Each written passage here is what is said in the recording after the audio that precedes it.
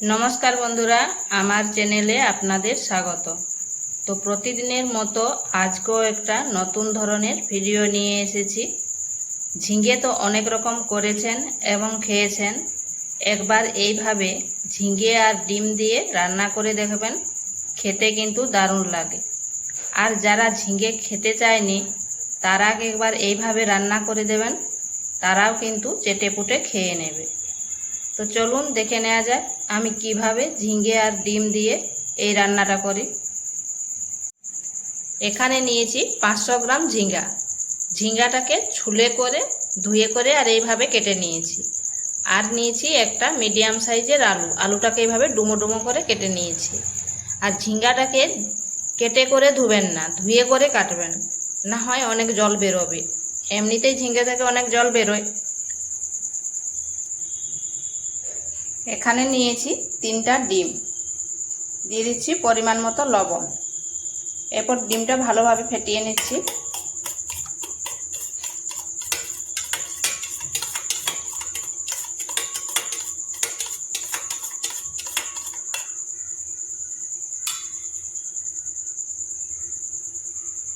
ডিমটা ফেটানো হয়ে গেছে। কড়াইতে তেল দিয়ে দিচ্ছি।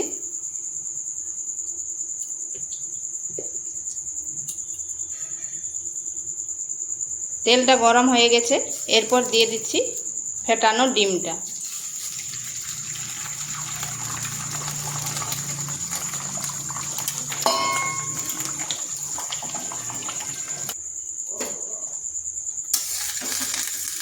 এবার ডিমটাকে এইভাবে ফোল্ড করে নিচ্ছি।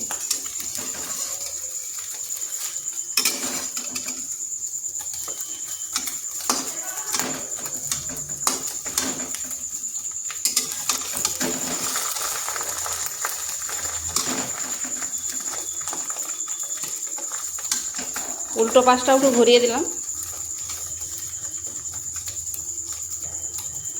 এরপর এটাকে পিস পিস কেটে নিচ্ছি। ডিমটা এরকম পিস পিস কেটে নিয়েছি। তো এটা হয়ে গেছে, এরপর তুলে নিচ্ছি।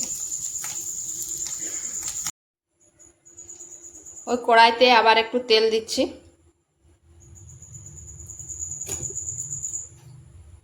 দিয়ে দিচ্ছি 5 ফোড়ন।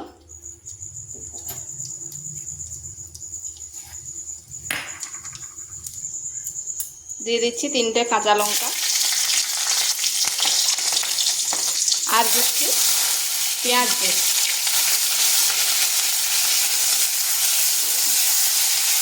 একটা বড় সাইজের পেঁয়াজকে পেস্ট করে রেখেছিলাম। দিয়ে দিচ্ছি 1 ইঞ্চি আদা পেস্ট আর 5 থেকে 6 কোয়া রসুন পেস্ট। এগুলোকে হালকা একটু ভেজে নিচ্ছি যাতে তার কাঁচা গন্ধটা চলে যায়।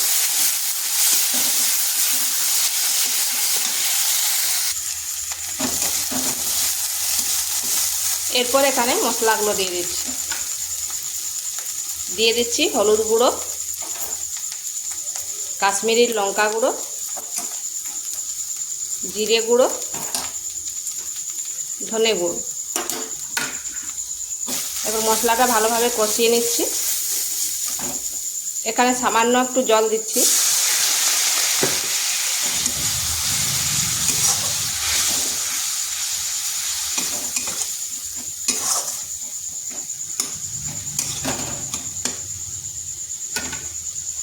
দিয়ে দিচ্ছি একটা ছোট সাইজের টমেটো।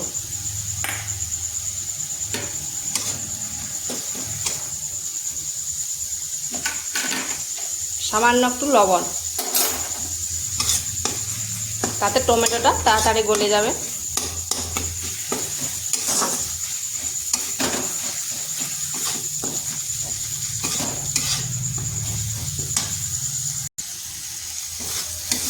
মশলাটা কিন্তু একটু সময় ধরে কষতে হবে।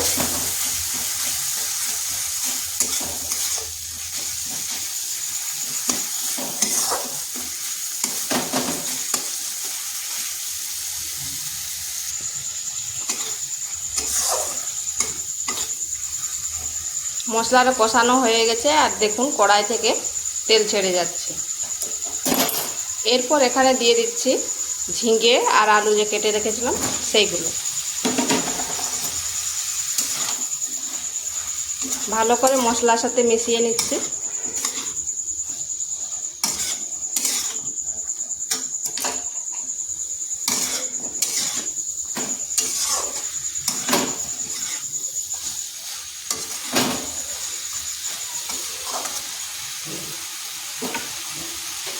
এখানে দিচ্ছি আর সামান্য লবণ, যেহেতু আগে দেওয়া আছে তা সামান্য খুঁজলাম।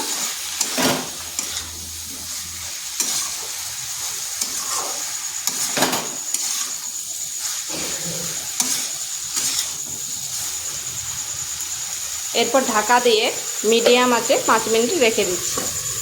ঝিঙে থেকে অনেক জল বেরোবে তো।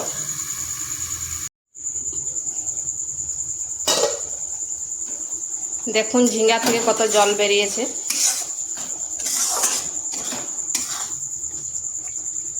আর ঝিঙ্গাটা পুরো সিদ্ধ হয়ে গেছে, আলুগুলো সিদ্ধ হয়ে গেছে, হালকা একটু শক্ত আছে। এরপর এখানে দিয়ে দিচ্ছি জল। খুব বেশি জল দেবনি, যেহেতু আমার সিদ্ধ হয়ে আছে।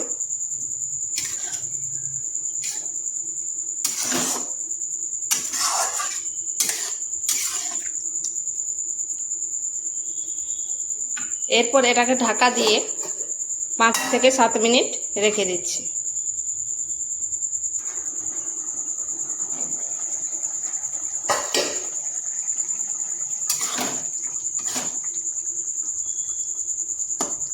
আলুগুলো সিদ্ধ হয়ে গেছে। এরপর এখানে দিয়ে দিচ্ছি ডিমগুলো।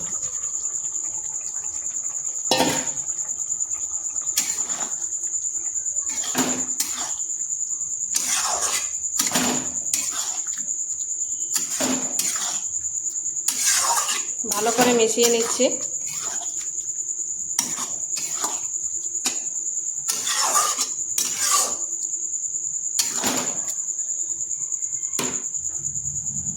এখানে দিচ্ছি গরম মশলা।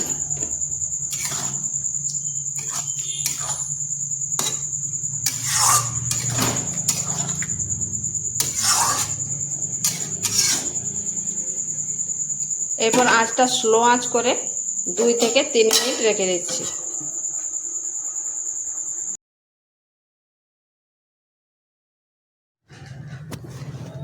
তো এটা আমার হয়ে গেছে, আর এটা গরম ভাত বা রুটির সাথে খেতে দারুণ লাগে। তো ভিডিওটা ভালো লাগলে লাইক শেয়ার কমেন্ট অবশ্যই করবেন, আর নিত্য নতুন রেসিপি পাওয়ার জন্য চ্যানেলটিকে সাবস্ক্রাইব করবেন।